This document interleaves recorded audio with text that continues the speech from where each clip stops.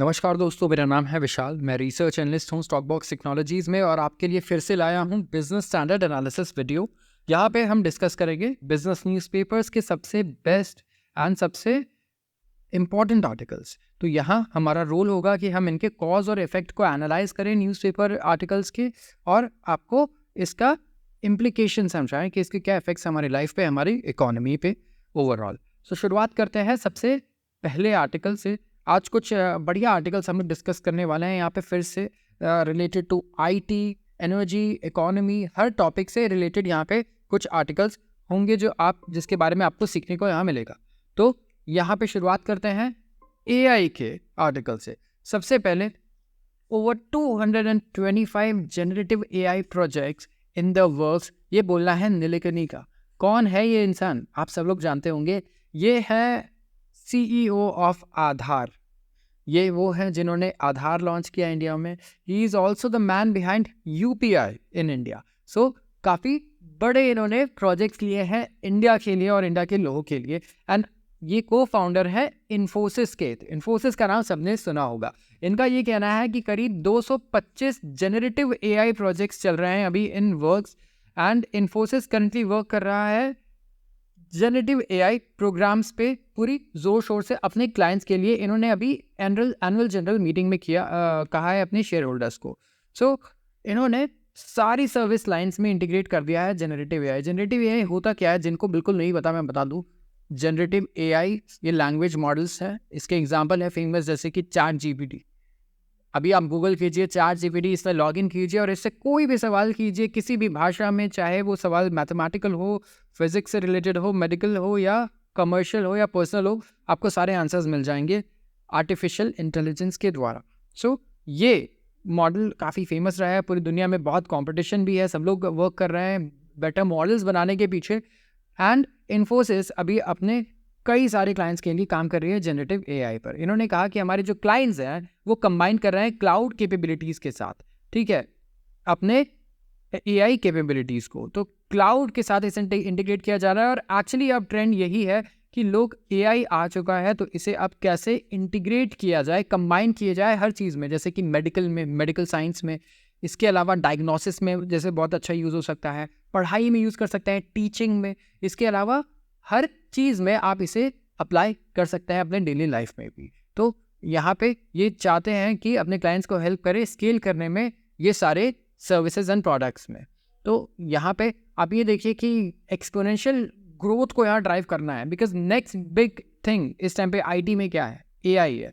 और एआई को अगर आपको ग्रोथ में, एआई की ग्रोथ में पार्टिसिपेट करना है तो आपको क्या चाहिए होगा? इन्वेस्टमेंट्स। इसीलिए हमेशा बड़ी कंपनीज एडवांटेज में रहती है एज कम्पेयर टू छोटी कंपनीज। को कहता है कि छोटी कंपनी में पैसा क्यों ना लगाए, बड़ी कंपनी में क्यों लगाए? क्योंकि जब अपॉर्चुनिटी आएगी, तो अपॉर्चुनिटी जब इतना बड़ा ट्रेंड आता है तो इसका फ़ायदा सबसे ज़्यादा वो उठा पाता है जिसके पास सबसे ज़्यादा इन्वेस्टमेंट करने के लिए पैसा है। वो सबसे ब्रिलियंट माइंड्स को अपने पास लेके आ सकता है और सबसे ज़्यादा टाइम एडवांटेज भी यहाँ पे ले सकता है अगर वो अच्छी खासी टीम बनाए और बिल्कुल जोर शोर से अगर वो प्रायोरिटाइज करे कि मुझे काम करना है। he'll have good team, proper time से काम होगा एंड वो मोनेटाइज कर पाएगा उसे, अगर वो सबसे पहले कोई भी प्रोडक्ट लॉन्च करता है, क्योंकि time is very important. And यही एडवांटेज जहाँ पे बड़ी कंपनीज को मिल रहा है। तो सिर्फ इन्फोसिस ही नहीं, वैसे बहुत सारी कंपनीज हैं इंडिया में जो वर्क कर रही हैं इस वक्त रिसर्च एंड डेवलपमेंट पे एंड अपने क्लाइंट्स के लिए, when it comes to language models and when it comes to overall artificial intelligence services and softwares. आते हैं दूसरे आर्टिकल पे। Nearly half of Nifty stocks log new highs in June. Nifty and Sensex का नाम सबको पता होगा।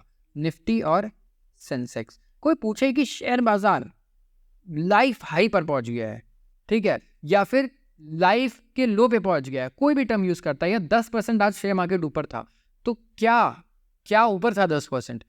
Sensex या निफ्टी 10% ऊपर था। इसका मतलब इंडियन शेयर मार्केट 10% ऊपर था। ये एक इंडेक्स है, आप समझे, जिसमें करीब निफ्टी में है 50 स्टॉक्स और सेंसेक्स में है 30 स्टॉक्स।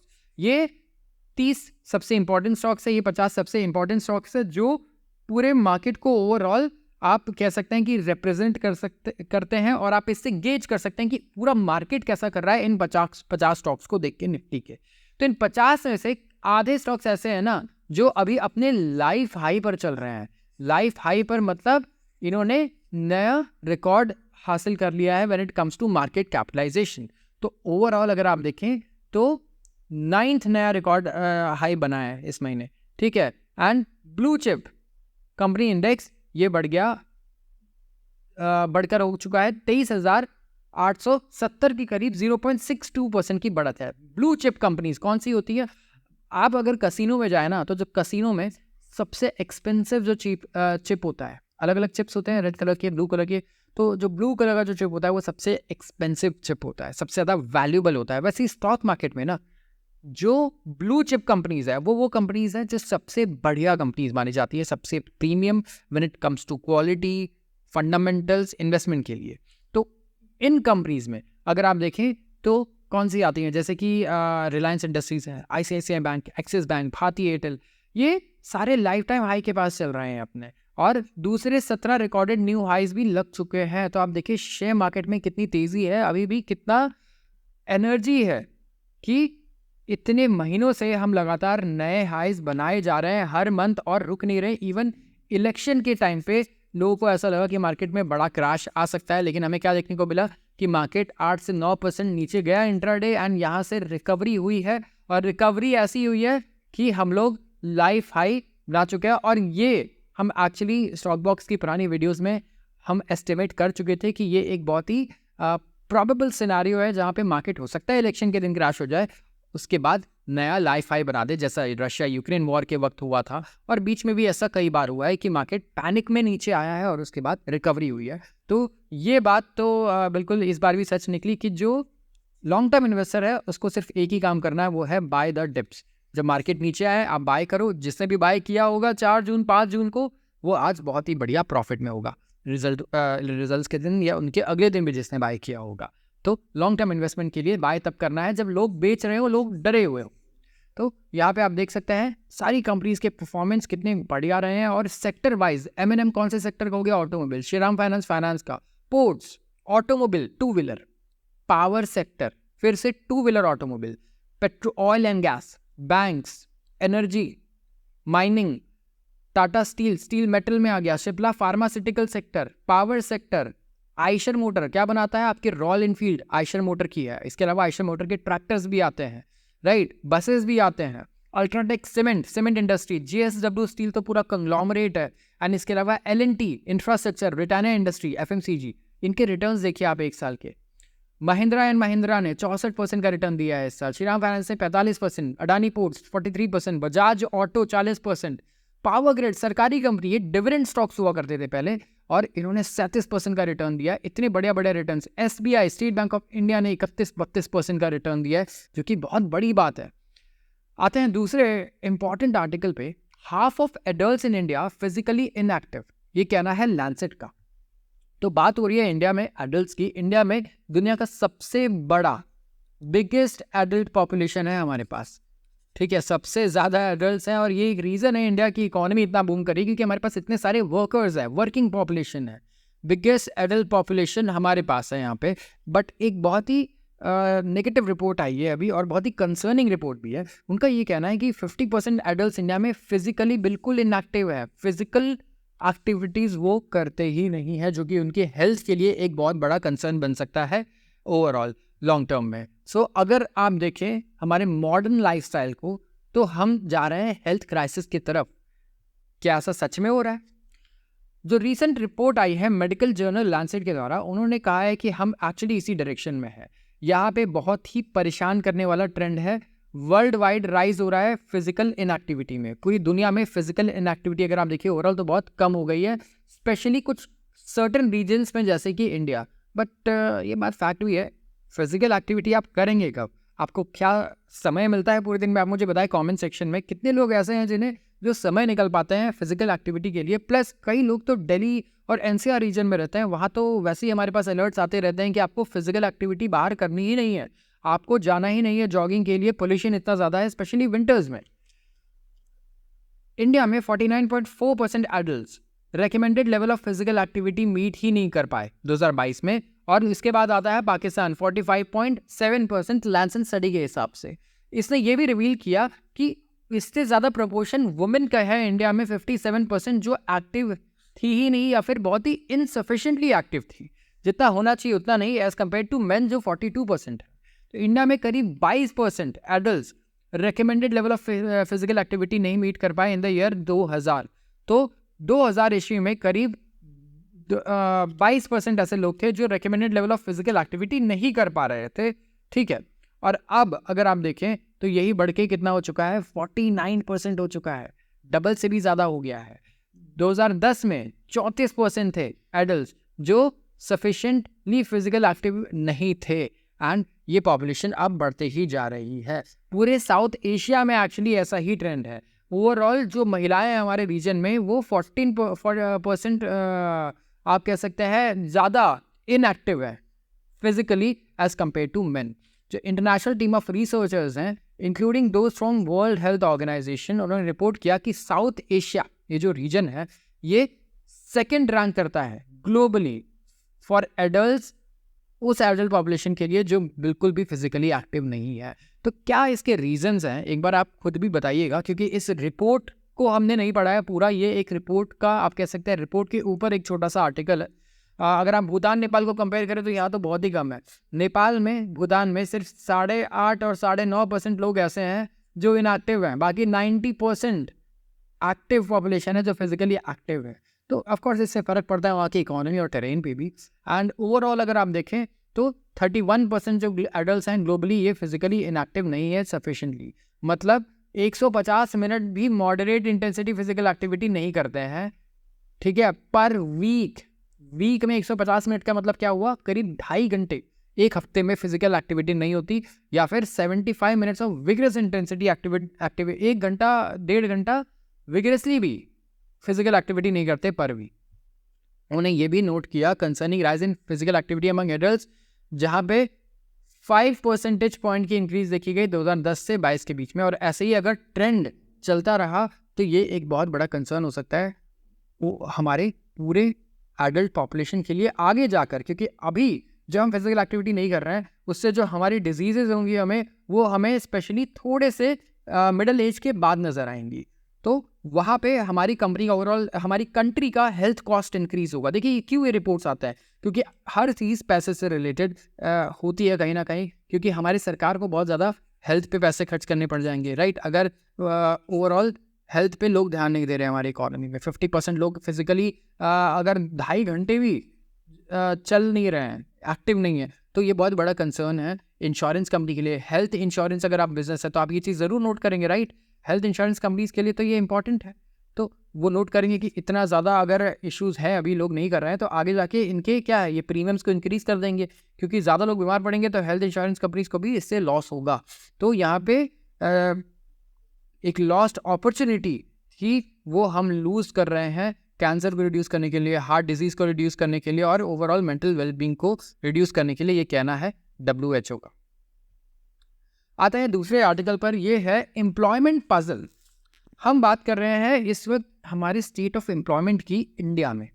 अब ये एक एडिटोरियल आर्टिकल है और एक रिसेंटली पब्लिश्ड फैक्ट शीट आई है, annual survey of unincorporated sector enterprises का। अनइनकॉर्पोरेटेड कंपनी, इनकॉर्पोरेटेड कंपनी होगी जो प्राइवेट लिमिटेड पब्लिक कंपनीज होती हैं, और एक जो पार्टिसिपेंट होती है ऑर्गेनाइज सेक्टर में। ऑर्गेनाइज सेक्टर का मतलब आप सब लोग जान गए होंगे, जो कि इनकॉर्पोरेटेड कंपनी है, प्रॉपर एक ऑर्गेनाइजेशन है, वो ऑर्गेनाइज सेक्टर होता है। और एक सेक्टर होता है अनऑर्गेनाइज या इनफॉर्मल सेक्टर, जैसे कि आप लेट्स से डेली भत्ते पे काम कर रहे हैं, जो डेली वेजेस पे काम कर रहे हैं। लेट्स से आपने कोई कंस्ट्रक्शन के लिए कुछ दिन के लिए, हफ्ते भर के लिए कुछ घर में रिपेयर कराया, पेंट कराया, तो आपके घर पे लोग आए, ठीक है, उन्होंने काम किया, जो वर्कर्स आए, तो वो आ जाते हैं किसमें, इनफॉर्मल या अनऑर्गेनाइज सेक्टर में। क्या उन्हें PF के पैसे मिलते हैं? नहीं। क्या उन्हें कोई पेंशन मिलेगी, क्या ग्रेच्युटी मिलेगी? नहीं मिलेगी, राइट। तो वो इस कैटेगरी में आते हैं जहाँ उन्हें कोई फॉर्मल बेनिफिट्स नहीं मिलते हैं इकोनॉमी के। एंड यहाँ पे बात हो रही है कि इनफॉर्मल सेक्टर में एक्चुअली ज़्यादा जॉब क्रिएट नहीं हो पा रहा ओवरऑल, जबकि इकोनॉमी ग्रो कर रही है, और ये एक बहुत ही डेंजरस पिक्चर शो करता है इंडिया के बारे में। आइए जानते हैं आगे कि क्या ये रिपोर्ट आई है और क्या ये सर्वे बता रहा है। तो Ministry of Statistics and Programme Implementation, ने 2021-22 और 2022-23 के लिए एक रिपोर्ट निकाला, सर्वे निकाला और एक बहुत ही सोबरिंग पिक्चर निकाला है एम्प्लॉयमेंट सिचुएशन का हमारे देश में। आप देखिए, डिस्पाइट शोइंग रेजिलियंस, मतलब मजबूती दिखाने के बावजूद पैंडेमिक के बाद, क्योंकि रिकवरी आई, जो इनफॉर्मल सेक्टर है पैंडेमिक के बाद उसने कोई सिग्निफिकेंट एम्प्लॉयमेंट जनरेट नहीं किया है। एंड यहाँ पे स्मॉल बिजनेसेस, सोल प्रोपराइटर, जो एक आदमी छोटा बिजनेस चला रहा है, अक्रॉस मैन्युफैक्चरिंग, सर्विस, ट्रेड, कोई भी आप कंपनी या इंडस्ट्री उठा के देख लीजिए, जहाँ पे इनफॉर्मल सेगमेंट है, जहाँ इनफॉर्मल सेक्टर है एक्टिव, वहाँ पे हमें कोई ग्रोथ देखने को बहुत मजबूत नहीं मिल रही है। अगर वर्कर और एंटरप्राइज की बात करें, कंपनीज की बात करें, तो यहाँ पे कोई फॉर्मल रिकग्निशन नहीं है इनका, और इनको कोई सोशल सिक्योरिटी स्कीम भी नहीं दी जाती है। जैसा कि मैंने आपको बताया, इनके लिए कोई ग्रेच्युटी, पीएफ या फिर पीपीएफ जैसी कोई भी सुविधाएं नहीं है, या फिर हेल्थ इंश्योरेंस या किसी भी तरीके का कोई इंश्योरेंस। तो ये पूरी तरीके से रहता है भगवान भरोसे। एंड यहाँ पे देखिए, ओवरऑल तो ये सेगमेंट बहुत ही इंपॉर्टेंट रोल प्ले करता है हमारे वैल्यू चेन में। क्यों? क्योंकि ये एम्प्लॉयमेंट जनरेशन में कंट्रीब्यूट करता है अच्छा खासा। इंडिया में इनफॉर्मल सेक्टर में अच्छे खासे लोग एम्प्लॉयड हैं अगर आप देखें ओवरऑल, क्योंकि जितने भी हमारे छोटे बिजनेसेस हैं स्पेशली, वहाँ पे जो ओवरऑल एम्प्लॉयमेंट है वो पूरी तरीके से इनफॉर्मल है। ठीक है, जहाँ भी काम हो रहा है, चाहे आप बड़े बड़े सिटीज़ में जाए, इनफॉर्मल सेक्टर एक बहुत बड़ा सेक्टर है, स्पेशली एग्रीकल्चर में, कंस्ट्रक्शन में। ये दो ऐसे सेक्टर्स हैं जहाँ बहुत ही ज़्यादा एक्टिव है ये। और ये फैक्ट शीट इंडिकेट करती है कि नंबर ऑफ एस्टैब्लिशमेंट, मतलब इंडस्ट्रीज और वर्कर्स जो रजिस्टर्ड है, ठीक है, वहाँ पे जो एनुअल ग्रोथ है कंपाउंडेड, वो है 5.88% और 7.83% ओवरऑल। लेकिन जैसा कि रिपोर्ट किया गया बाय दिस न्यूज़पेपर रिसेंटली, अगर आप कंपेयर करें 73rd round of national sample survey 2015-16 में आया था कि डिस्पाइट नंबर ऑफ कंपनीज तो बढ़ी हैं, लेकिन जो वर्क फोर्स है ओवरऑल सेक्टर में वो अभी भी और कम हो चुका है। मतलब नंबर ऑफ कंपनीज 2015-16 से अनऑर्गेनाइज सेक्टर में इंक्रीज हुई पिछले 10 सालों में, 9 सालों में, लेकिन लोग और कम हो गए, जो कि एक बहुत ही बड़ा क्वेश्चन मार्क है कि ऐसा क्यों हो रहा है। तो एम्प्लॉयमेंट जनरेशन के ऊपर, कैपेसिटी के ऊपर एक बहुत बड़ा सवाल उठता है इनफॉर्मल सेक्टर में कि क्या कोई ऐसी टेक्नोलॉजी आ गई, या कोई ऐसा कुछ ऐसा इनोवेशन आया, या क्या ऐसा हो रहा है इस वक्त कि ग्रोथ तो कर रही हैं कंपनीज, 10 से 50 कंपनियां खुल गई है अब, लेकिन पहले 10 लोगों की नौकरी थी, अब नौकरी सिर्फ 9 लोगों की है 50 कंपनी खुलने के बावजूद। ऐसा क्यों हो रहा है? इसका एक रीज़न हमें ज़रूर ढूंढना होगा, तभी हम कॉम्बैट कर पाएंगे इस तरीके की प्रॉब्लम्स को। तो सबसे पहले इनका ये कहना है कि बहुत सारे जो अनइनकॉर्पोरेटेड एंटरप्राइजेज हैं, मतलब वही इनफॉर्मल सेक्टर की कंपनीज है, वो बहुत छोटी हैं, ठीक है, और बहुत छोटी वो रह भी जाती है क्योंकि इनका कैपेसिटी बहुत कम है और डिमांड भी बहुत ज़्यादा नहीं है ओवरऑल। जैसे एक छोटी कोई ऐसी कंपनी है लोकल जो चिप्स बना के और पैक करके बेचती है, ठीक है, तो ये क्या हो गया? एक बहुत छोटी कंपनी होगी, ज़रूरी नहीं है कि वो बहुत ज़्यादा एक्सपैंड कर पाए। ये तो फिर भी काफ़ी फॉर्मल हो सकती है, लेकिन इसके अलावा भी बहुत और भी इनफॉर्मल सेक्टर है। जैसे कोई पेंट का काम है किसी का, जो पेंट का काम करता है, उसके पास वर्कर्स है पेंट वाले।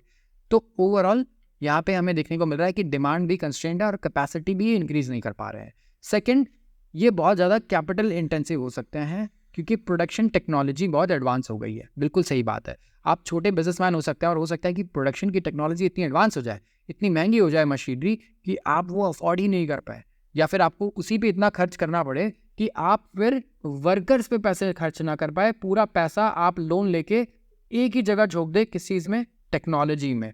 तो एग्जैक्ट रीज़न हमें भी नहीं पता, ठीक है, ये एक तरीके से एक हाइपोथेसिस है, ठीक है, हम ओवरऑल प्रेडिक्ट नहीं कर सकते एक्यूरेटली इस टाइम पे, जब तक कि इसमें हम इन्वेस्ट ना करें इससे फिगर आउट करने में कि ऐसा क्यों हो रहा है। लेकिन जो भी चीज़ें हमने रीज़न डिस्कस की, इसकी वजह से ओवरऑल एम्प्लॉयमेंट ऑफ कोर्स कम होता ही होता है। तो बहुत बड़े बड़े शॉक भी लगे हैं। देखिए, इनफॉर्मल सेक्टर को एक तो शॉक कोविड का लगा, कोविड से पहले डीमोनेटाइजेशन भी बहुत बड़ा शॉक था।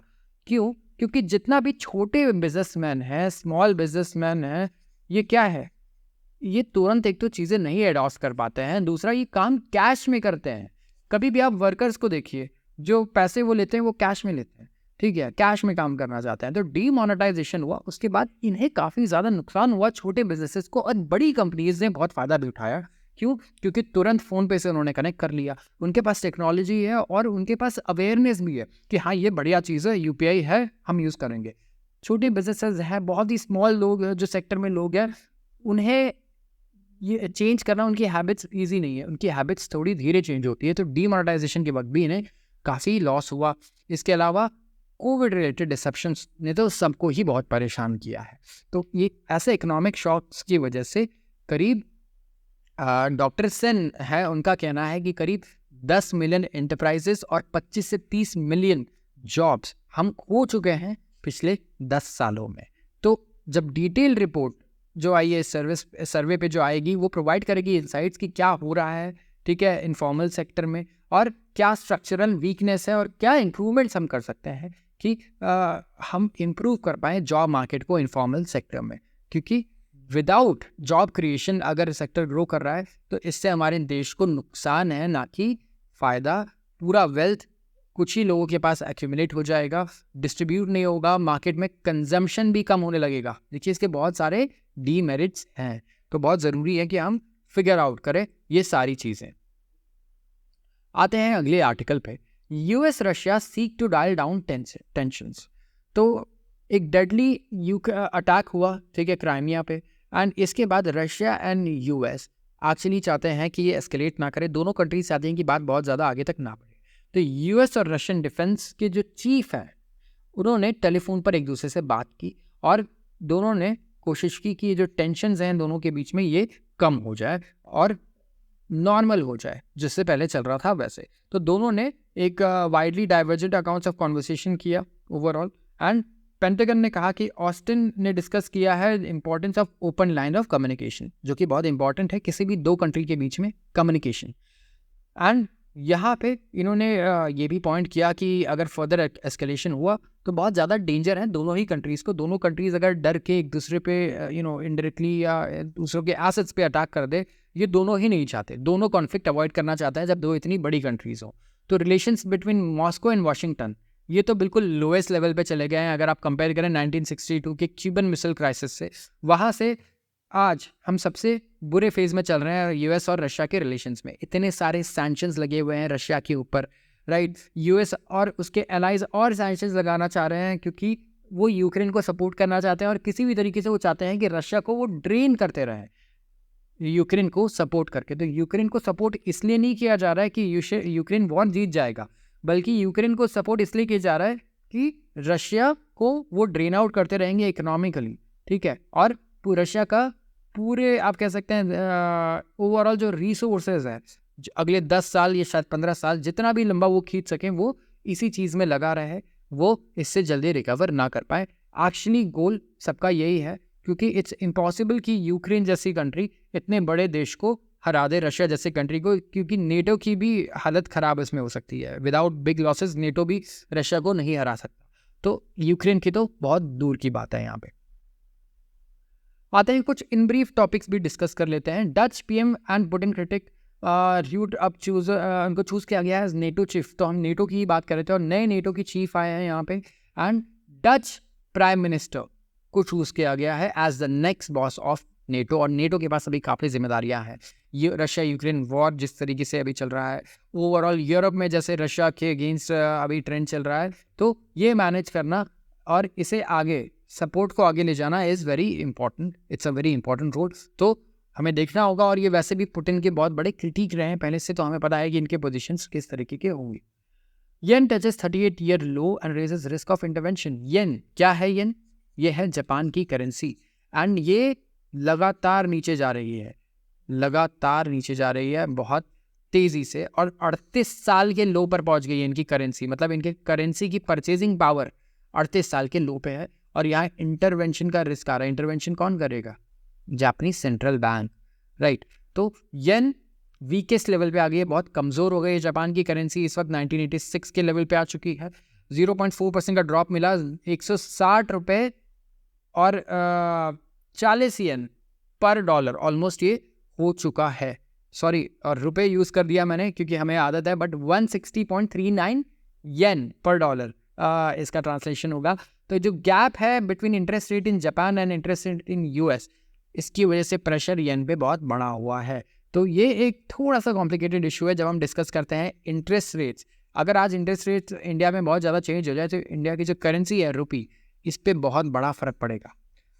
क्या कोई बता सकता है कमेंट सेक्शन में? इस टॉपिक के ऊपर मैं एक अलग से वीडियो बनाना चाहूँगा और उसमें आपको समझाना चाहूँगा कि कैसे जापान ने अपने इंटरेस्ट रेट को नेगेटिव से पॉजिटिव कर दिया है। मतलब जापान में अगर आप बैंक अकाउंट में पहले पैसे रखते तो आपको आज इंडिया में 2-3% पैसे मिलते हैं ना सेविंग्स अकाउंट पे इंटरेस्ट, वहाँ पे पैसे कटते क्योंकि गवर्नमेंट चाहती है आप उस पैसे को खर्च करें, ना कि बैंक में रखें। कंजम्पशन को बूस्ट करना चाहती है ताकि इंडस्ट्रीज ग्रो करें।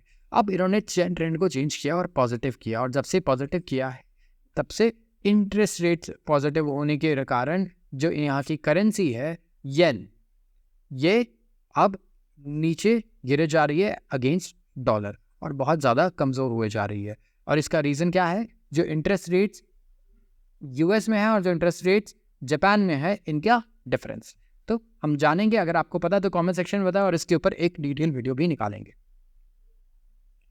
European Union refines tariff rate set to hit EVs from China. ये इसके ऊपर 3 आर्टिकल्स हम डिस्कस कर चुके हैं कि किस तरीके से यूरोपियन यूनियन ने टैक्स लगा दिया, इंपोर्ट ड्यूटी करीब 38 से 40% का चाइनीज गाड़ियों पर, इलेक्ट्रिक व्हीकल्स पर वो भी।